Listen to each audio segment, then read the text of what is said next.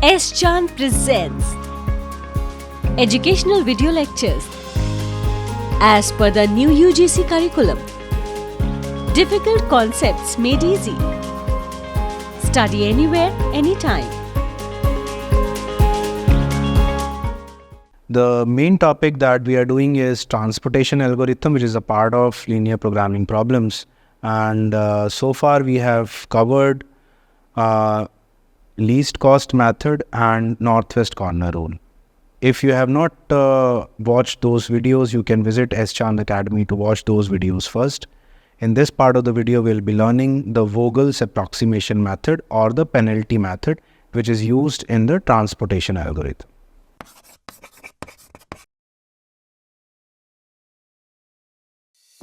If you want to study this topic in detail, refer to these books from S. Chan Publishing and Vikas Publishing House. Link is provided in the description box.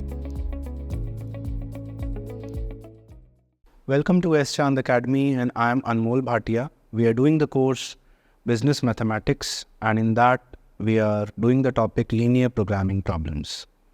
So the topic that we are doing is transportation problem. In that, the major topics would be Vogel's approximation method and modified distribution method, which is also abbreviated as MODI method. So Vogel's approximation method, also known as penalty method, is having a fixed set of algorithm that we'll be reading in few minutes. But before reading the methodology, let us come to the example. So this is the same example that we have covered so far with the previous videos. In this example, you can see that you have got a table and you are instructed to solve this transportation table with the help of Vogel's approximation method. Firstly, let us understand that what this table depicts or what this table is saying. This S indicates the source values and D indicates the demand center. So we have three sources from which the items are acquired, and we have four demand centers in which the components are acquired. So supply center 1 can supply 7 items, supply center 2 can supply 9 items, and supply center 3 can supply 18 items. Here the demand of the first demand center is 5, demand of the second demand center is 8, this is 7, this is 14, and so on. So what I need to do, I need to add them up. So I need to add all these values. I'll get a total of 34. And also I need to add these demand values so that I'll get a total which is 34 only. So this supply equals to the total demand. That means it is a kind of a balanced transportation problem in which the supply value equals to the demand value. And what does this 19, 30, 50 indicate?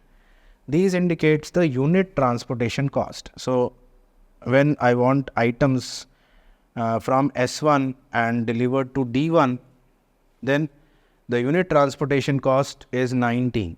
That means the cost of transporting one item is 19. Supply center 2 to demand center 1, the unit transportation cost is 70, and similarly the cost value is 40. So what is required from our side? We want to transport the items from supply center 1 to supply center to demand center 1 so that their requirements are fulfilled. So the method that we are learning here is Vogel's approximation method, which is also abbreviated as VAM or penalty method. Why it is called penalty method? Let me tell you. You must have seen in majority of the industries that if you don't supply us the items on time, will give you a penalty, right? The company has to pay a penalty to the destination values. So here the main idea is to find out what penalty is there while transporting, and we need to transport those items first or those destination centers first which has the maximum penalty values. So here the main idea would be to calculate the penalty and then to find out which penalty is maximum, and allocations would be done first in that particular cell wherein the penalty is maximum. So you'll have an example. We have to look at this example. So I need to find out penalty 1 from the row and the column. So I am writing or abbreviating P1 and P1 on both the sides. So what is to be done? I need to look at the minimum and the next minimum value. So the minimum value is 10, the transportation cost per unit is 10, and here the transportation cost per unit is 19. So I need to subtract 19 and 10 so as to get a value. So penalty here is 9 when I subtract it. Then you need to look at the minimum and the next minimum. Minimum I can see here as 30 and here as 40. So I need to subtract both of them. So I'll get a value which is 10. Then in the next row, I need to look at the minimum and the next minimum value. So minimum is 8 and the next minimum is 20. So I need to subtract both of them. I'll get a value of 12. Similarly, I need to do or I need to perform for the columns. So here you can see that minimum is 19 and the next minimum is 40. So I need to subtract both of them. I'll get a value of 21. Then you can see that the minimum is 8 and the next minimum is 30. So I need to subtract both of them. I'll get a value of 22. Here you can see the minimum is 40 and the next minimum is 50. So 50 minus 40 is 10. Then again, the minimum is 10 and the next minimum is 20. So the value is 10. Now, what is to be done with all these penalties? You can see that maximum of all these penalties is 22. So 22 is the maximum penalty. That means the company would suffer a major loss if transportation is not done in that particular demand center or demand center 2 is not fulfilled. So what is to be done? We need to fulfill the demand of this demand center 2 initially or at most at our priorities, because we will get a penalty of the maximum value. So here this 22 indicates that this column is to be fulfilled or this demand center is to be fulfilled, but we need to look at our cost also, that our total cost would be the minimum cost. So here you can see that the cost value is 8, 30 and 30. As per our algorithm, we'll look for the minimum of all these. So minimum of all these costs are 8. So this cell is to be allocated, the elements. So if we want to allocate elements here, so 18 is the supply center's supply value and the demand value is 8. So we can substitute 8 here. This becomes 0 and this becomes 10. The moment it becomes 0, I need to cross the entire thing. That means we have fulfilled the demand of this demand center 2. Now again we need to find out the penalties in the next set of iterations. So I am writing here penalty 2 for the rows and penalty 2 for the columns. For penalty 2, in terms of the first row, I can see that the minimum is 10 and the next minimum is 19. So it remains same. And here you can see the minimum is 60 from the remaining rows because this is crossed. Minimum is 40 and the next minimum is 60. So 40 and 60 is to be subtracted. It becomes 20. In the next set, you can see that the minimum is 20 and the next minimum is 40. So 40 and 20 is to be subtracted. This becomes 20. In penalty 2, this remains same. This got across. This remains same and this remains same because nothing has changed in this particular column. Now the maximum of all these penalties from the rows and the column is 21. That means this demand center's demand is to be fulfilled because we'll get, we have to give a penalty if this is not fulfilled. So we have to choose from these values and we have to follow our algorithms, and that algorithm is to choose the minimum cost.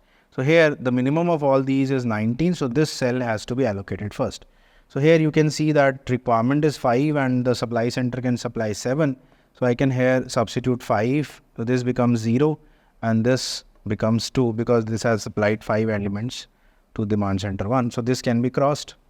That means this demand center 1's demand is fulfilled, demand center 2's demand is fulfilled. Now we are left with demand center 3 and demand center 4. So for that we have to calculate the penalties again. So penalty 3 and penalty 3 here again. So you are only left with 2 elements of the cost. So 50 minus 10 would be 40. 10 minus 60 would be 20. And 70 minus 20 will be 50. In the next set, this got across, this got across because the demand is fulfilled. This remains same, 10 and 10. Now you have to choose the maximum of all these penalties, which is 50. So maximum of all these penalties is 50. That means we have to choose this row, which is the maximum penalty case. So here you can see that minimum of the 2 is 20, because we have to look at the particular algorithm, which is the minimum cost. So this is 20. So 20 is to be fulfilled. That means this case is 10 and this is 14. So minimum of the 2 is to be entered here. So 10 I can enter here and remaining is 4. This becomes 0. The moment it becomes 0, I need to cross the entire row. Now we are left with certain set of elements, which are these elements, and they are still remaining. So we have to calculate again the penalties. So penalty number 4 is to be calculated, and here also penalty number 4 is to be calculated. So here these demand centers are fulfilled and this row is crossed. So you need to subtract both of them. So 50 and 40 is to be subtracted. So it becomes 10. And 60 and 10 is to be subtracted. It becomes 50. Then for the fourth penalty, this remains same, which is 40 and 20. This got across because this becomes 0. The maximum of all these penalties is 50. That means we have to fulfill the demand center's demand center 4's demand initially. So what to choose, 60 or 10? We have to choose this 10 because the minimum cost is to be chosen. So here the supply value is 2. So I need to enter here 2. It becomes 0 and this becomes 2. The moment it becomes 0, I need to cross the entire row. Now you can see that you are only left with 2 cells, which indicates that 7 and 2 and requirement is 9. So you can no doubt enter here 7 and here 2, so that this demand is fulfilled. This becomes 0. That means this is the entire thing, and this is a modified method of a least cost method, which may give you a value which is close to the least cost value. So I need to find out the final value. The final value can be obtained by multiplying all these elements, like 8 into 8 or 19 into 5 plus 10 into 2 plus 16 into 2 plus 40 into 7 plus 20 into 10. So I can check the final value or the final result, which is 779. If you can watch the previous videos from this S. Chand Academy channel, in the previous videos we have covered the northwest corner rule and the least cost method. And so far we have taken the same example. From the northwest corner rule, we got a total cost value of 1015.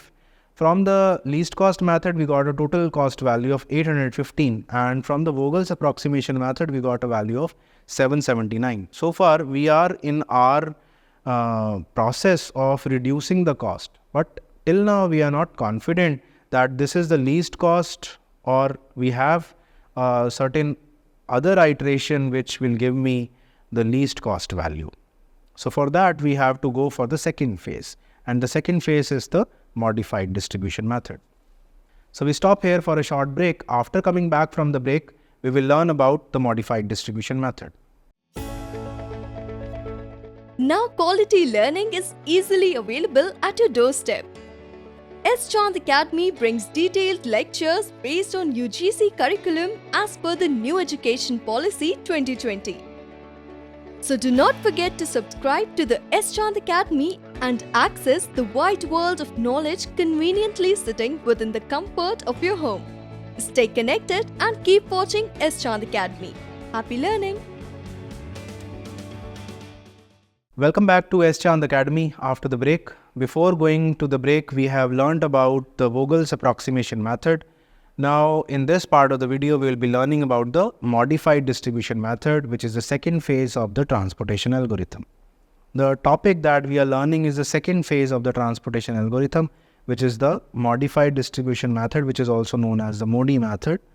And I'm straight away coming to the problem. The problem says that find the optimal solution of the following transportation problem. So as I have mentioned in this previous part of the video, that we have to calculate or we have to find out the initial basic feasible solution that will give me an idea that my cost is minimum, or I need to iterate it so that the cost becomes minimum. So you have this set of condition, and what you can do, you can use any method, namely northwest corner or the least cost method or the Vogel's method, to get the initial basic feasible solution. So here what I can do, I can use a northwest corner rule to get an initial basic feasible solution. Let us understand that again. So in the northwest corner rule, I have to choose the minimum of all the elements. I need to choose this northwest corner. So this corner is to be chosen, and I need to enter the minimum of the two, which is 150. So 150 becomes 0 because this demand center, once demand is fulfilled, that means it becomes 0 and you are left with 50. Then the next northwest corner is this corner, and I need to allocate the elements in this cell. So this is 200, this is 50. So I need to allocate 50 because the minimum of the two is 50. This becomes 0, this is 150. The moment it becomes 0, I need to cross these elements. And what is left now? You are left with these elements, and the northwest corner is this corner. So requirement is 150 and you can supply 200. So you can give 150. This becomes 0 and this becomes 50. Again, the northwest corner is this corner. Here requirement is 250, you can supply 50. So 50 is to be entered in this element. This becomes 0, this becomes 200. In the next set, you can see that 200 and 200 is only remaining. And this part, I need to cross this also. And this part, which is the northwest corner, you have to enter 200 so as to match the supply and demand. So this is met, and all these elements are placed set in order. So you got this particular solution, which is this solution. So I got this solution, which is an initial basic solution. I got the solution from the northwest corner rule. You can use any method, like northwest corner rule can be used, or the Vogel's approximation method can be used. If you haven't watched the videos related to the least cost method and the Vogel's and the northwest corner rule, you can refer to the videos which are available in the S. Chand Academy channel. So what we have got so far, we have got a particular initial basic feasible solution. Now what is to be done to this initial basic feasible solution so that the total cost value becomes minimal? Or how can we check that this particular arrangement of the elements is related to the minimum cost? So for that we have the modified distribution method, and we're learning that method so far. So we have to write these elements U1, U2, U3, V1, V2 and V3. And we need to start by considering this U1 element's value as 0. So we need to consider U1 as 0. And we have some set of allocated cells, and we have some set of unallocated cells. So this is an allocated cell, this is an allocated cell, this is an unallocated cell. So we need to use those allocated and unallocated cells. So what can be done? We need to start basically with the initial value, which is U1 as 0. So I need to write all these values from these allocated and unallocated cells. So what can be done? You have to use this relationship, which is C equals to U plus V. C indicates the cost, and U and V, you know that they are the variables that we have written. So in this case, if I start, then I need to start with the occupied cells. So here occupied cell is this cell. So I need to look at the cost. So cost is 6. U1 and V1 are associated values. So 6 equals to U1 plus V1. Here U1 is 0. That means V1's value is 6. So I got the value of V1 as 6. In the similar fashion, the second occupied cell is to be taken. So 9 equals to V2 plus U1. That means 9 equals to U1 plus V2, because U1 and V2 are associated with each other in this particular cell. So U1 is 0. That means V2's value is 9. So the value of V2 is 9 here. Then need not to use this cell because this is an unoccupied cell. We are only concerned with occupied cells for this particular method. Then the next occupied cell is this occupied cell. That means 10 equals to V2 plus U2. So I got this equation, 10 equals to 9 plus U2. So 10 minus 9, which is 1. Then again 7 equals to V3 plus 1. So 7 minus 1, which is 6. Again you have an occupied cell which is 10. 10 minus 6, which is 4. You got a value of 4. So you got all the elements, which is U1, U2, U3, V1, V2, V3. And what has to be done with all these elements? Then you got all these values. The procedure I have told you, how do you got all these values? Now what has to be done, or what needs to be checked for optimality? So for optimality, you have to perform a check from the non-occupied cells. So the relationship that you will be using is E equals to C minus V minus U. This is the relationship. Let's say for an example, in this previous situation, you have this non-occupied cell. And the relationship that you will be using is C minus V minus U. So C is 16 minus V3 minus U1. So that means 16 minus 6 minus 0. That means it would be 10. So 10 means a positive value. So you indicate here a positive value. Then for the next non-occupied cell, it is 11 minus 6 minus 1. So 11 minus 6 is some value, and then minus 1 would give you a positive or a negative value. Similarly, for the next occupied cell, 16 minus 6 is 10. 10 minus 4 is a positive value. 12 minus 9 is 3. 3 minus 4 would be a negative value. So that means all these other values are positive, but one value is negative. So we'll look for a positive value always. A negative value indicates that the solution is not optimal. So for optimality, we need to see that all those non-occupied cells are having a positive value. If not, we need to do something, or we need to modify the distribution so as to get a positive value in that particular cell. So what you got? You got the element, which is this element, as a positive, as a negative value. That means this element you got as a negative value. Now what is to be done to modify the distribution? This is your check. This is your initial check to see whether the solution is an optimal solution or not. So what you need to do, you need to modify the solution as I have told you. So this solution you got already, and I got this negative number here. So I got a negative quantity here, a negative value of C minus V minus U here. So I need to form a loop, or I need to prepare a loop which is like this, and that loop has certain rules. The rule says that the loop will start from the region where the cell is a non-negative, cell is a negative cell. So I'll need to start the loop from here, and the part where it has an occupancy, the loop takes a turn either towards this side or this side. So our preference is to take a turn.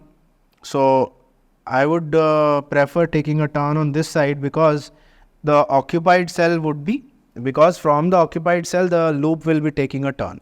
So here there is no occupancy, so I cannot move the loop to this side because I'll stop. But the loop is the requirement of the loop is take back to its original position.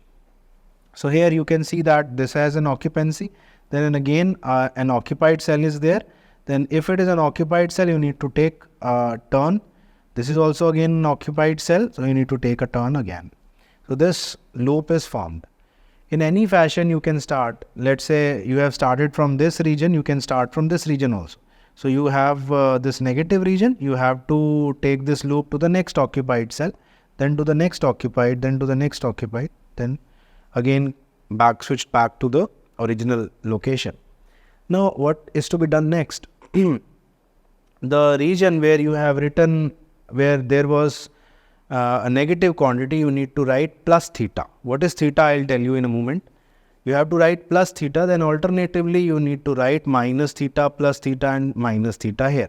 So here this is plus theta, this is minus theta, plus theta and minus theta. So you have got some occupancy here, like you have got 150, you have got 50, you have got 200. And our aim is to modify that distribution, modify that allocation. So how can we do that?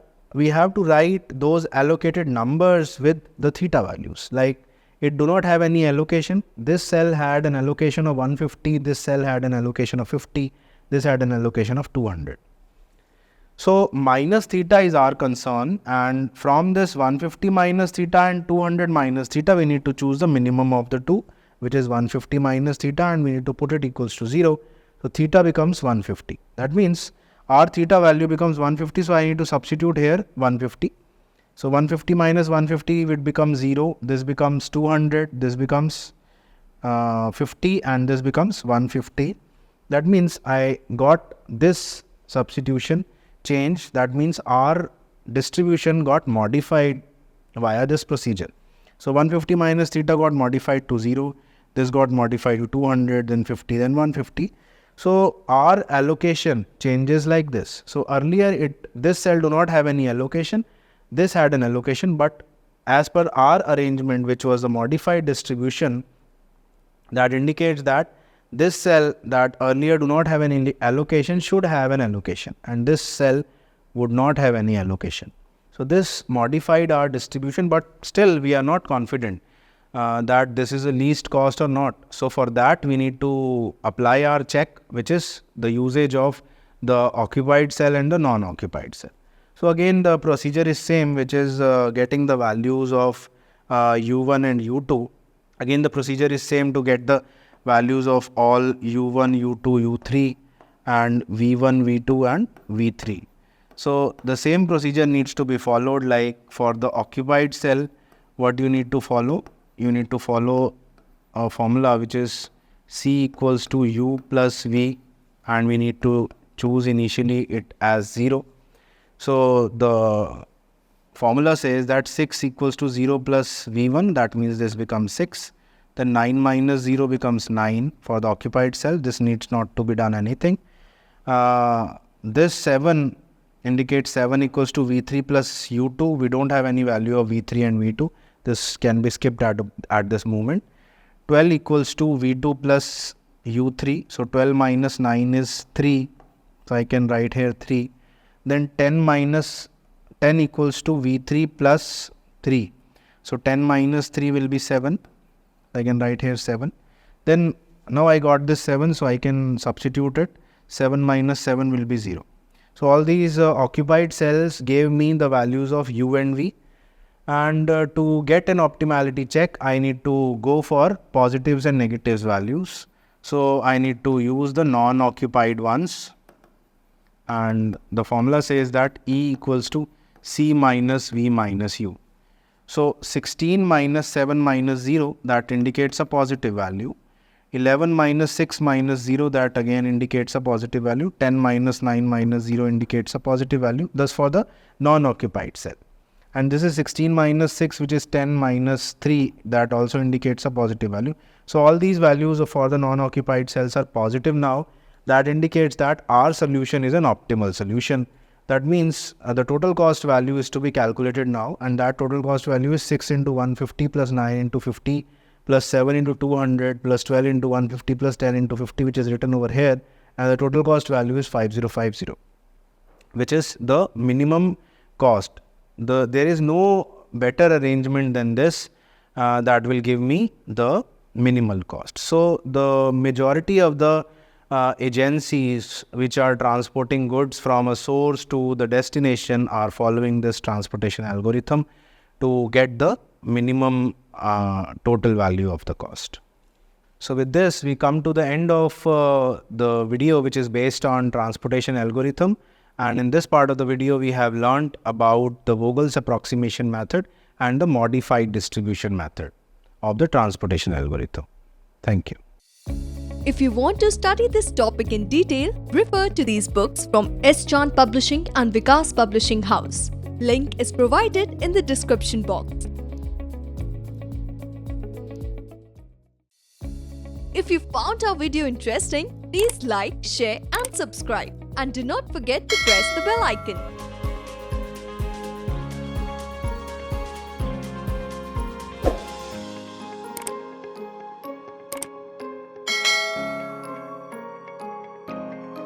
All rights reserved. This video has been prepared for educational purposes only. No part of it may be reproduced or copied without the permission of the copyright holder.